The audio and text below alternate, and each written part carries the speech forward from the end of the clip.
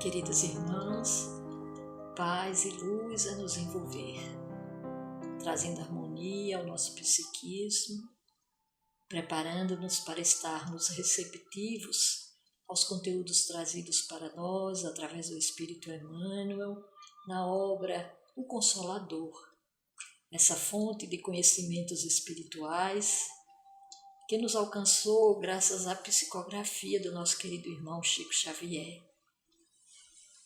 Rogamos aos benfeitores espirituais que nos auxiliam nesses momentos de nutrição da alma, que se façam presentes e recebam nossa eterna gratidão. Dando continuidade ao nosso estudo semanal dessa obra, hoje veremos as questões de filosofia no quesito evolução, especificamente falando a respeito de provação, que é terapêutica propulsora no processo evolutivo. Que sejam momentos lúcidos e fecundos.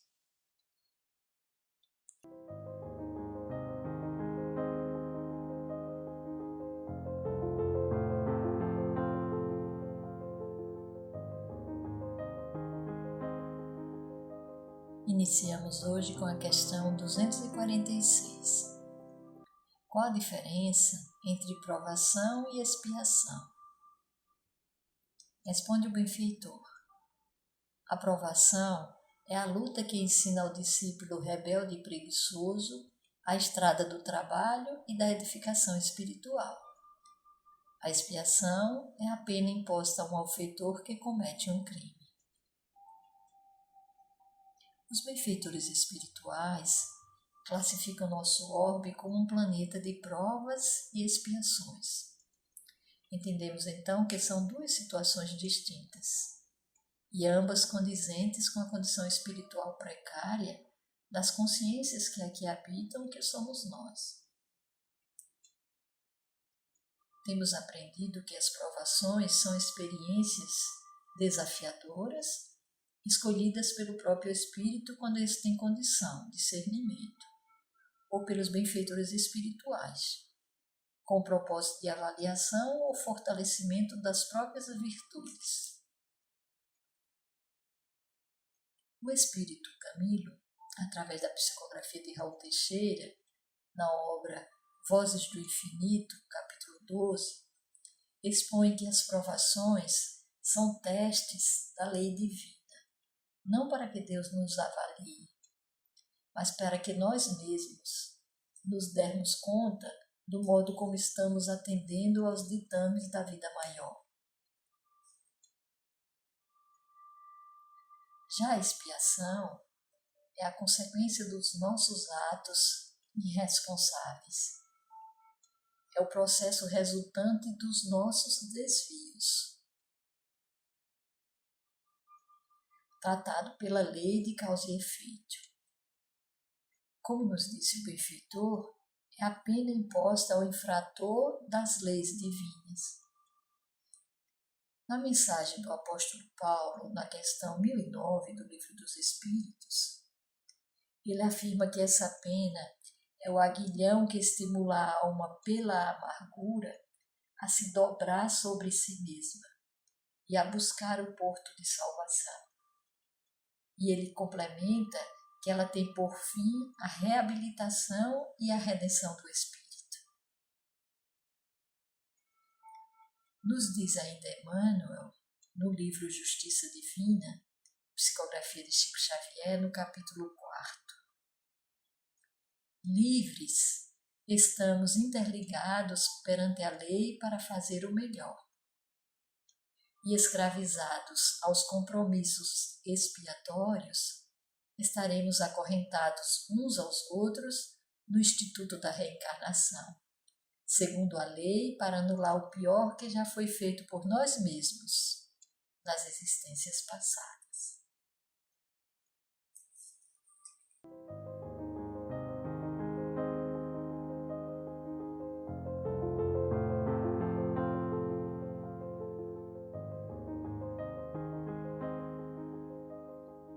Questão 247.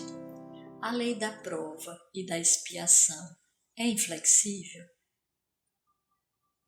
E a resposta do benfeitor: os tribunais da justiça humana, apesar de imperfeitos, por vezes não comutam as penas e não beneficiam os delinquentes com os sursis. A inflexibilidade e a dureza não existem para a misericórdia divina, que, conforme a conduta do Espírito encarnado, pode dispensar na lei em benefício do homem, quando a sua existência já demonstre certas expressões do amor que cobre a multidão dos pecados. Ainda na fala do benfeitor, agora comentando uma passagem do Apocalipse, no livro Pão Nosso, mensagem intitulada Deus não desampara. Muita gente insiste pela rigidez e irrevogabilidade das determinações de origem divina. Entretanto, compete-nos reconhecer que os corações inclinados a semelhante interpretação ainda não conseguem analisar a essência sublime do amor que apaga dívidas escuras e faz nascer novo dia nos horizontes da alma. A casa do Pai é muito mais generosa que qualquer figuração de magnanimidade apresentada até agora no mundo pelo pensamento religioso. Em seus celeiros abundantes há empréstimos e moratórias, concessões de tempo e recursos que a mais vigorosa imaginação humana jamais calculará. O Altíssimo fornece dádiva a todos. E na atualidade é aconselhável medite o homem terreno nos recursos que lhe foram concedidos pelo céu para arrependimento, buscando renovar-se nos rumos do bem. Os prisioneiros da concepção de justiça implacável ignoram os poderosos auxílios do Todo-Poderoso, que se manifestam através de 1000 modos diferentes. Contudo, os que procuram a própria iluminação pelo amor universal sabem que Deus dá sempre e que é necessário aprender a receber. E na fala de Leon Denis, no livro O Problema do Ser, do Destino e da Dor, no capítulo 26, nós encontramos: por trás da dor, há alguém invisível que lhe dirige a ação e a regula segundo as necessidades de cada um, com uma arte, uma sabedoria infinitas, trabalhando por aumentar nossa beleza interior nunca acabada, sempre continuada, de luz em luz, de virtude em virtude, até que nos tenhamos convertido em espíritos celestes.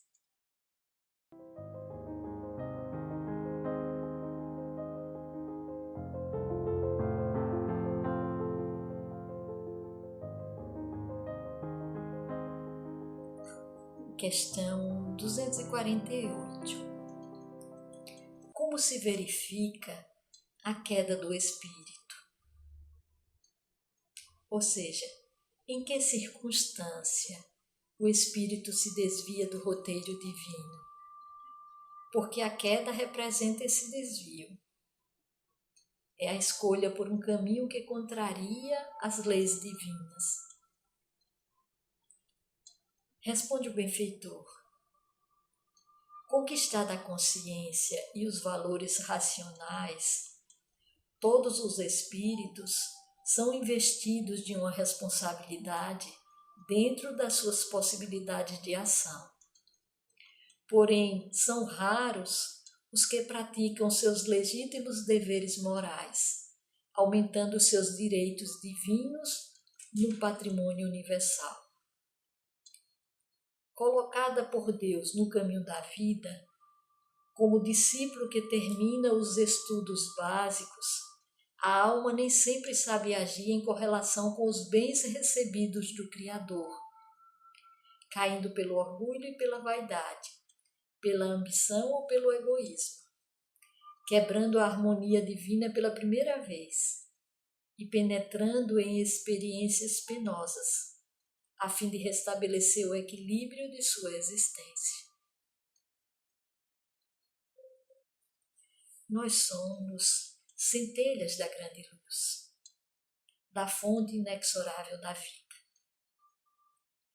Mas, intensamente equivocados em algum momento, entendemos que somos capazes de gerenciar nossas vidas distanciadas do roteiro divino. Lembremos da simbologia da árvore do conhecimento do bem e do mal. O conhecimento, a condição de discernimento, não deveria nos afastar da condução divina. Recordemos a fala de Jesus. Busquemos primeiro o reino de Deus e sua justiça, e tudo mais nos será acrescentado. Nós não seguimos esse roteiro. Alimentamos sentimentos contrários à lei do amor que rege o universo, quebrando, como diz o benfeitor, a harmonia divina. E aí temos de fazer o caminho de reparação, de forma a anular essa intervenção indébita. Visitamos novamente o livro Justiça Divina, agora no capítulo 30. Expõe Emmanuel. O espírito consciente, criado através dos milênios, nos domínios inferiores da natureza, chega à condição de humanidade depois de haver pago os tributos que a evolução lhe reclama. Chegamos no dia claro da razão, simples e ignorantes, diante do aprimoramento e do progresso, mas com liberdade interior de escolher o próprio caminho. Todos temos, assim, na vontade, a alavanca da vida, com infinitas possibilidades de mentalizar e realizar. O governo do universo é a justiça que define em toda parte a responsabilidade de cada um. A felicidade do universo é o amor na forma do bem de todos. O Criador concede às criaturas, no espaço e no tempo, as experiências que desejem, para que se ajustem por fim às leis de bondade e equilíbrio que o manifestam. Eis porque permanecer na sombra ou na luz, na dor ou na alegria, no mal ou no bem, é ação espiritual que depende de nós.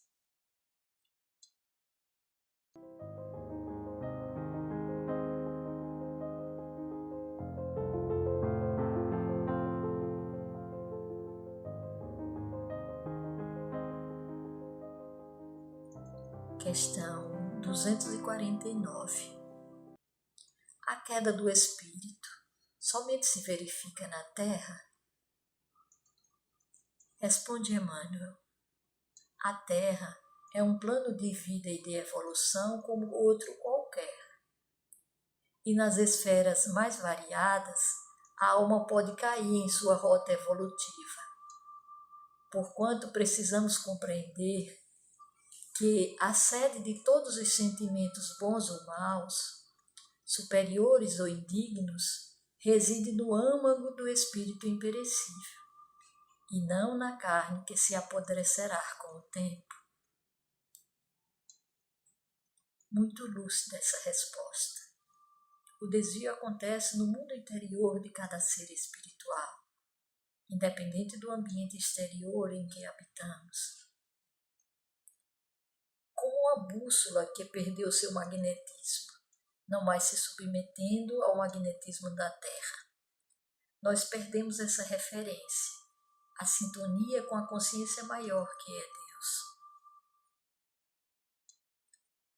Vamos trazer a frase de Paulo, na segunda carta a Timóteo, no capítulo 1, versículo 6. Por isso te lembro, despertes o dom de Deus que existe em ti.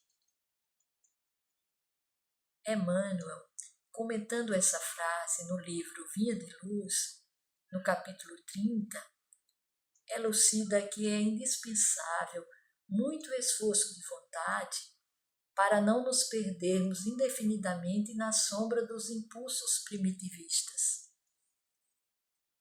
À frente dos milênios passados, em nosso campo evolutivo, somos suscetíveis de longa permanência nos resvaladouros do erro, cristalizando atitudes em desacordo com as leis eternas. Para que não nos demoremos no fundo dos precipícios, temos ao nosso dispor a luz da revelação divina, dádiva do alto, que em hipótese alguma devemos permitir se extinga em nós. Por essa razão, diz ele, Paulo aconselhava ao companheiro não olvidasse a necessidade de acordar o dom de Deus no altar do coração.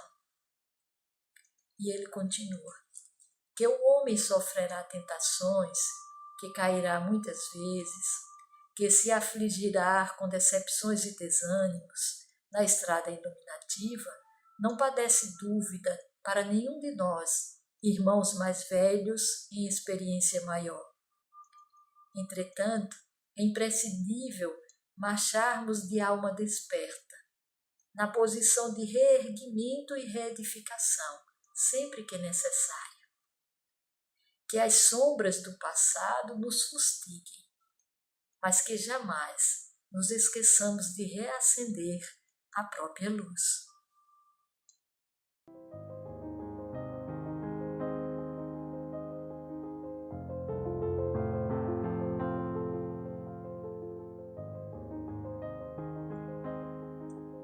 Questão 250. Como se processa a provação coletiva? Responde o mentor.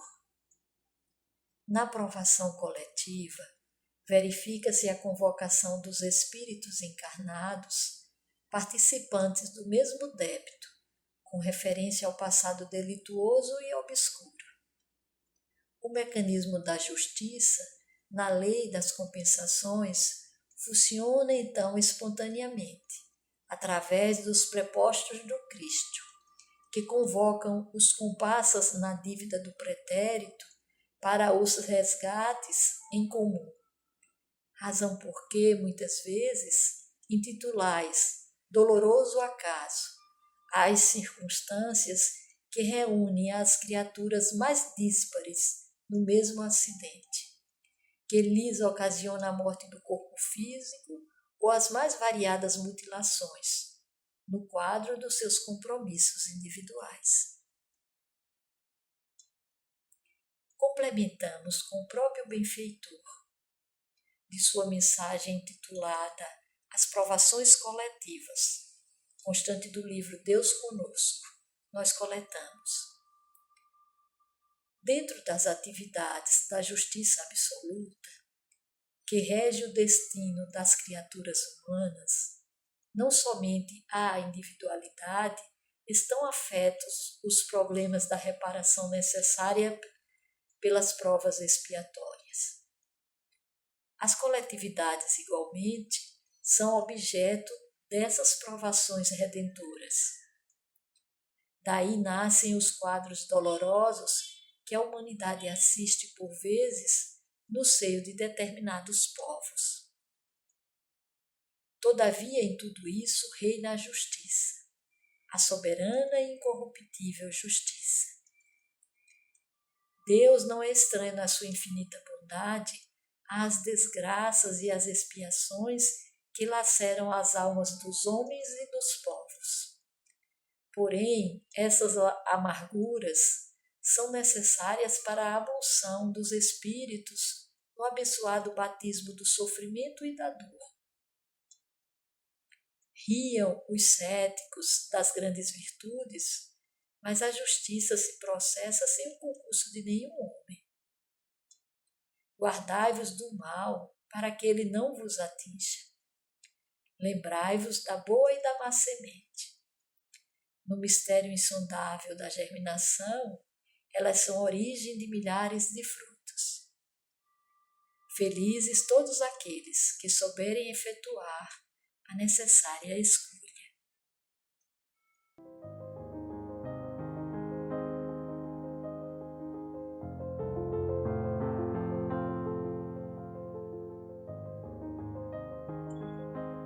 Questão 251. A incredulidade é uma provação? Responde o benfeitor. O ateísmo ou incredulidade absoluta não existe, a não ser no jogo de palavras dos cérebros desesperados nas teorias do mundo. Porque no íntimo, todos os espíritos se identificam com a ideia de Deus e da sobrevivência do ser, que lhes é inata. Essa ideia superior pairará acima de todos os negativismos e sairá vitoriosa de todos os decretos de forças que se organizam nos estados terrenos, porque constitui a luz da vida e a mais preciosa esperança das almas. Então, Emmanuel afirma que a incredulidade absoluta não existe. Ou seja, a criatura não rompe completamente com o Criador, apagando os vestígios de sua própria origem. E ele ratifica o que dizem os benfeitores espirituais na questão 650 do Livro dos Espíritos, que o sentimento da existência de Deus e o sentimento de adoração a Ele são inatos.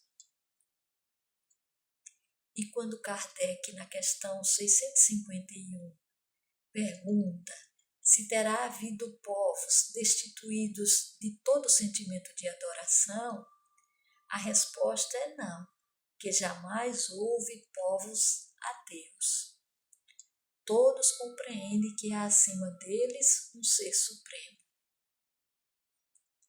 E tratando Emmanuel a respeito da falta de fé, no livro Bênção de Paz, no capítulo 36, expõe que existem motivações diversas para a incredulidade, tanto quanto existem causas variadas para a moléstia.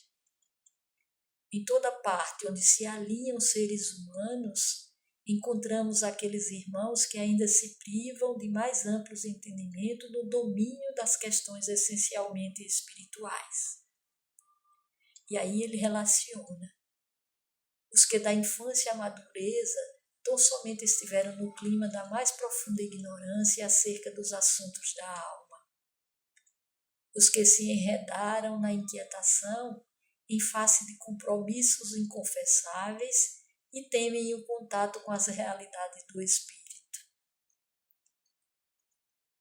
Os que se apegam a preconceitos estéreis e fogem de incrementar no próprio ser o conhecimento da vida superior. Os que sofrem processos obsessivos, temporariamente incapacitados para raciocinar com segurança em torno da orientação pessoal.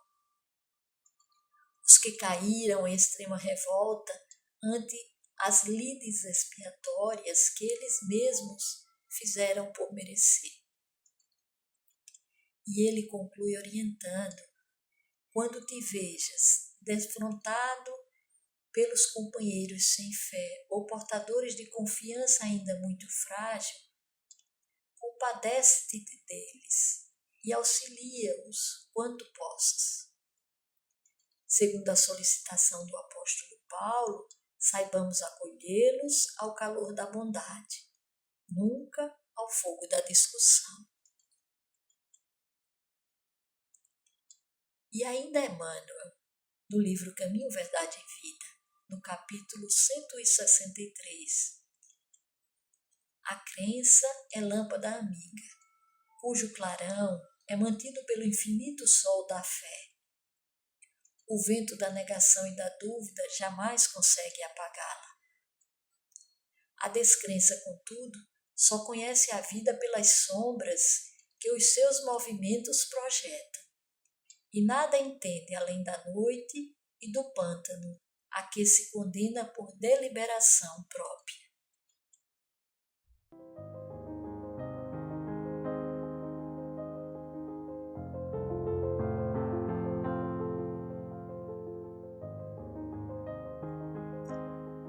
Questão 252. Somente se recebe a ofensa a que se fez jus no cumprimento das provas? E considerando a intensidade dessa ou daquela provação, poderá alguém reencarnar fadado ao suicídio e ao crime? Responde o benfeitor. Receberemos a dor de acordo com as necessidades próprias, com vistas ao resgate do passado e à situação espiritual do futuro. No capítulo da ofensa, quando a recebemos de alguém que se encontra dentro do nosso nível de compreensão e do plano evolutivo, é certo que se trata de provação bem amarga, indispensável ao nosso processo de regeneração própria. Existem, porém, no mundo as pedradas da ignorância e da má-fé, partidas dos sentimentos inferiores, e convém que o cristão esteja preparado e sereno, de modo a não recebê-las com sensibilidade doentia, mas com propósito de trabalho e esforço próprio, conhecendo que as mesmas fazem parte do seu plano de vida temporária, onde veio para se educar, colaborando ao mesmo tempo na educação de seus semelhantes. Relativamente ao suicídio, é oportuno repetir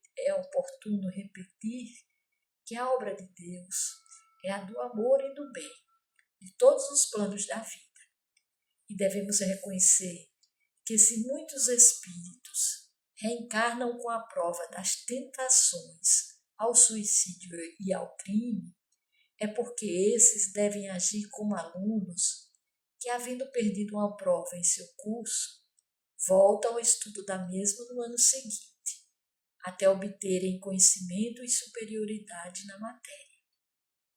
Muitas almas efetuam a repetição de um mesmo esforço e, por vezes, sucumbem na luta, sem perceberem a necessidade de vigilância, sem que possamos, de modo algum, imputar a Deus o fracasso de suas esperanças, porque a providência divina concede a todos os seres as mesmas oportunidades de trabalho e de habilitação. Emmanuel sintetiza nessa primeira frase: receberemos a dor de acordo com as necessidades próprias, com vistas ao resgate do passado e à situação espiritual do futuro, independente se provação ou expiação, a condição da dor como processo educativo. É importante também lembrarmos que ninguém vem fadado ao erro. Todo projeto reencarnatório traz a probabilidade do êxito. Com essa questão, nós chegamos ao final do estudo de hoje. Queríamos concluir com trechos da poesia de Maria Dolores, intitulada A Caminho do Alto, do livro Caminhos do Amor, psicografia de Chico Xavier. Escuta, alma querida, quando a prova te alcança e o sofrimento te golpeia a vida, impondo-te cansaço e insegurança, quando a aflição te cerca e te subjuga, portas adentro do teu próprio ser, sem apelos à fuga em que te possas esconder, indagas quase sempre de ânimo frustrado, revelando revolta amarga e triste. Se Deus é amor eterno e ilimitado, por que razão a dor existe? Porque aos sonhos se seguem com frequência o fel, o desengano, a desventura, que nos induz à existência ao vasto espieral em que a nossa esperança se enclausura. E guardando-te a sós sob angústia mortal, certas vezes de anseio em desalinho, quererias fugir de teu próprio caminho. Entretanto, alma boa, se algo te feriu, não te agastes, perdoa, e, sobretudo, raciocina que a dor lembra o esmeril da lei divina, que em nos tocando nos aperfeiçoa. E assim, meus amigos, concluiremos nosso encontro de hoje, rogando a Jesus que nos abençoe nessa caminhada desafiadora da autoiluminação.